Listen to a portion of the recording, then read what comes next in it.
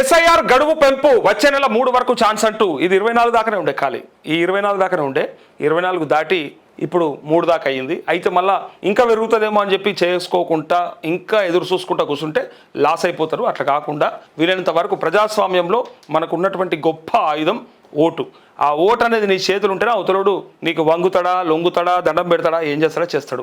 అదే లేనాడు నువ్వు ఓను అసలు నేను దేకను కూడా దేకడు, నిన్ను కనీసం పట్టించుకుని కూడా పట్టించుకోడు. అది ఉన్నది కాబట్టి కనీసం 5 ఏళ్ళకోసారన్నా ఆ దొంగలు వచ్చి నీ దగ్గర మోకరిల్లుతున్నారు. లేకపోతే కాబట్టి దాన్ని మాత్రం మిస్ చేసుకోవద్దు. ఎస్ఐఆర్ గడువు పొడిగించాలని అటు ఓటర్లు ఇటు రాజకీయ పార్టీల నుంచి విజ్ఞప్తులు వచ్చిన నేపథ్యంలో రాష్ట్ర ఎన్నికల సంఘం కీలక నిర్ణయం తీసుకుంది. ఆగస్టు 3వ తేదీ వరకు ఎన్యుమరేషన్ ఫారమ్స్ అందజేయనున్నట్టు ప్రకటించింది. అలాగే అక్టోబర్ 12 తేదీ ఓటర్ జాబితా ప్రకటిస్తామని ప్రకటించిందంటూ నేను ఇంతకుముందు కూడా చెప్పిన, ఖచ్చితంగా ఎక్స్టెండ్ చేస్తారు అని చెప్పిన. అట్లని చెప్పి మళ్ళీ చివరి దాకా పోకుండ్రి అని కూడా చెప్పిన. గడువు పెంచుతారు కాబట్టి ఇక మెల్ల చేసుకోవచ్చు అనే దాన్ని పెట్టుకోకూరి. ఇగో ముఖ్యమైన డేట్స్: ఇంటింటికి ఫామ్స్ పంపిణీ ఇగో 25th జూన్ నుంచి 24th జూలై వరకు. అయితే సవరించిన తేదీలు ఏమైనాయి? జూన్ 25th నుంచి ఆగస్టు 3 దాకా. ఇది జూలై 24 దాకానే ఉండే, నెల వరకే ఉండే. కానీ ఇప్పుడు ఏం చేసారు, ఇంకా 20వ తారీఖు నుంచి ఈ నెల ఎంత ఉంది, ఇంకా 30 ఉందా 31 ఉందా ఈ నెల. ఇక జూలై 31 అయితే అక్కడి నుంచి ఇగో ఇదొక 6 రోజులు, అదొక 3 రోజులు. సో దగ్గర 7-8 రోజులు, 9 రోజుల వరకు మనకు అవకాశం ఇస్తున్నారు. పోలింగ్ కేంద్రాల రేషనలైజేషన్ 24 జూలై వరకే ఉండే, అది ఆగస్టు 3 వరకు చేస్తున్నారు.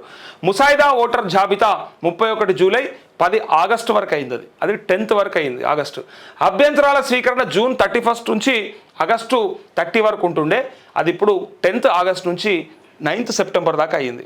సో అట్లా నోటీసులు జారీ, అభ్యంతరాల పరిష్కారం ఏదైతే ఉందో అది జూలై 31 28 సెప్టెంబర్ వరకే ఉండే, అది 10th ఆగస్టు 8th అక్టోబర్ దాకా అయింది. ఫైనల్ ఓటర్ జాబితా ప్రచురణ 1st అక్టోబర్ అని చెప్పారు కాబట్టి అందరు అదే అనుకున్నారు. కానీ ఇప్పుడు 12th అక్టోబర్ అయ్యింది, పెంచిండ్రు.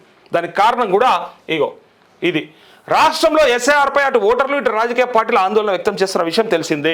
ఈ నేపథ్యంలో ఎస్ఐఆర్ గడువు పెంచాలని అన్ని రాజకీయ పార్టీలు కోరాయి. దీంతో పాటు ఎన్యుమరేషన్ ఫామ్స్ అందజేయడంలో 50% కూడా దాటలేదు. అన్ని అంశాలను పరిశీలించిన కేంద్ర ఎన్నికల సంఘం మరో 10 రోజులు గడువు పెంచుతూ బుధవారం ఉత్తర్వులు జారీ చేసింది. ఇప్పటికే పొరుగు రాష్ట్రమైన ఏపీలో 14 రోజుల పాటు గడువు పెంచిన విషయం తెలిసిందే.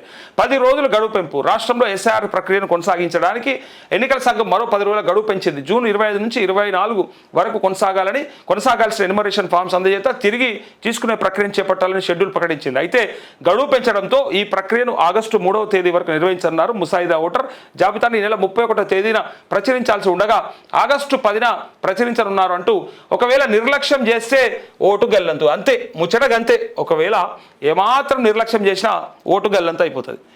ఓటు పట్ల ప్రతి ఒక్కరూ బాధ్యతగా వ్యవహరించాలని నిర్లక్ష్యం వహిస్తే డ్రాఫ్ట్లో పేరు పోతుందని జిహెచ్ఎంసీ కమిషనర్ హైదరాబాద్ జిల్లా ఎన్నికల అధికారి ఆర్వి కర్ణన్ తెలిపారు.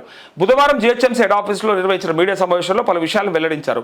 ఎస్ఐఆర్ ప్రక్రియలో భాగంగా పంపిణీ చేసిన ఎన్యుమరేషన్ ఫామ్లను తప్పనిసరిగా నింపి సంబంధిత బూత్ లెవెల్ అధికారులకి అంటే బిఎల్ఓలకి తిరిగి అందించాలన్నారు. జిల్లాలోని 15 నియోజకవర్గాల్లో మొత్తం 47,36,669 మంది ఓటర్లు ఉన్నారని, ఎన్యుమరేషన్ ఫామ్లు పంపిణీ 100% పూర్తి చేశామని వెల్లడించారు. ఇప్పటికే 7.8% ఏదైతే ఉందో మంది ఓటర్లు ఆన్లైన్లో ఫామ్ సమర్పించగా మొత్తం 25.5% ఫామ్ల వివరాలను డిజిటలైజ్ చేసినట్లు తెలిపారు. జిల్లాలో 24.33% మంది ఆబ్సెంట్, షిఫ్టెడ్, మరణించిన వారు అట్లే ఈ ఓటర్లు ఉన్నట్టు గుర్తించామని పేర్కొన్నారు. ఆన్లైన్లో ఇప్పటికే ఎన్యుమరేషన్ ఫామ్ సమర్పించిన వారు మళ్ళీ ఎన్యుమరేషన్ మాన్యువల్ ఫామ్ ఇవ్వాల్సిన అవసరం లేదని స్పష్టం చేశారు. ఎవరన్నా అలా సమర్పించిన వాళ్ళు ఉంటే ఇలా మాన్యువల్గా ఇవ్వాల్సిన పని లేదు.